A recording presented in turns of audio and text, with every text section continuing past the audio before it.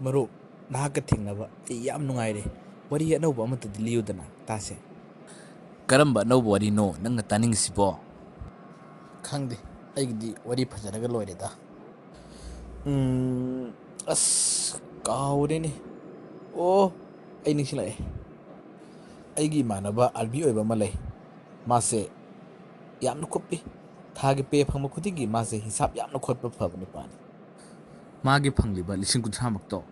Tha khutingi kolom amaga thaugi thumgi nupigi angangi hisab asum khotlaga lemhobu kharaduna magi kursa oiba nupani. Nongmadi mana chati thorakpada magi pagi hisabto loikidaba oire.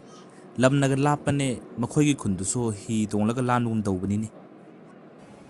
Yum yaukradi magi nupina loina paishingrani kibadagi madi hi tongna kolom duga hisabto asum padana chatledana. Adubu khanghaudana mana pairamliba kolomdo makuttagi nathaduna pat nungta singkhredo.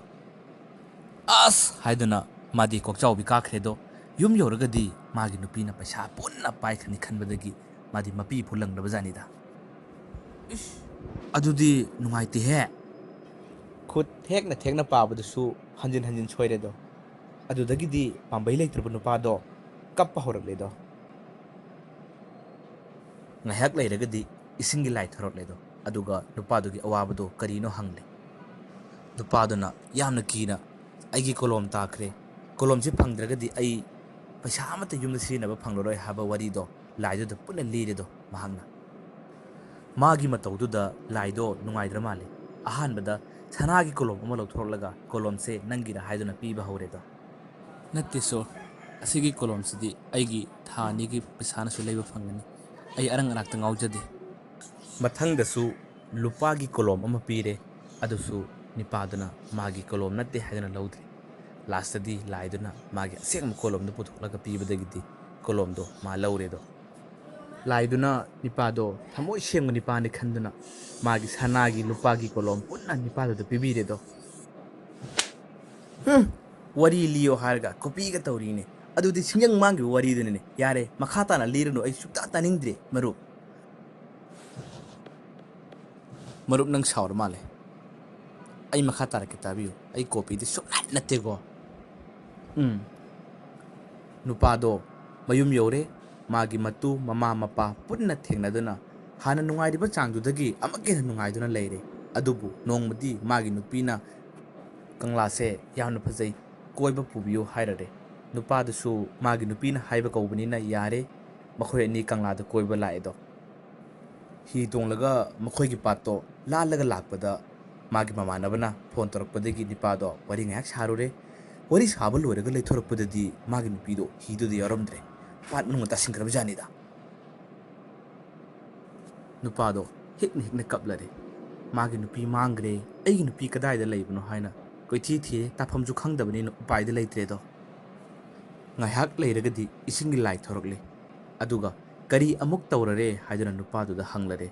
Nupado nasu magi nupi mangkhibagi warido punna lirare numitusu laiduna amukasu mateng pangbiredo. Ahanbada laiduna sanilion se nangira haiduna pirabareba. Oda nipado su panthaba tawdana mane asi nupi se aigini haiduna hekta laurab janida.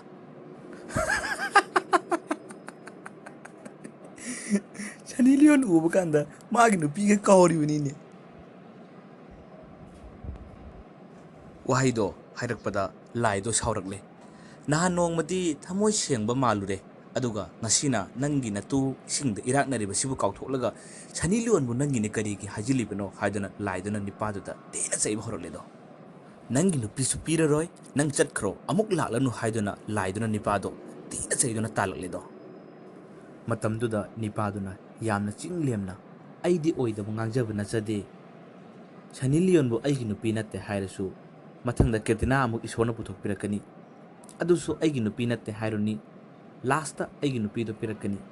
Matamduda aibu thamoi sengi haiduna makhoi ahum pirakladi. Makhoi ahumbu aina kamdona thakani so. Aidi tolopsu yamna watna chai. Aduna aphangba amabu aigini haiduna khanjabani isor hairedo. Masini wari haibu kari amuk makhata aruni aina. Yes. Asumaina liyo haiba nang warido. Ya nung hairedo hojikte. Nungaini nangna khajai thabudi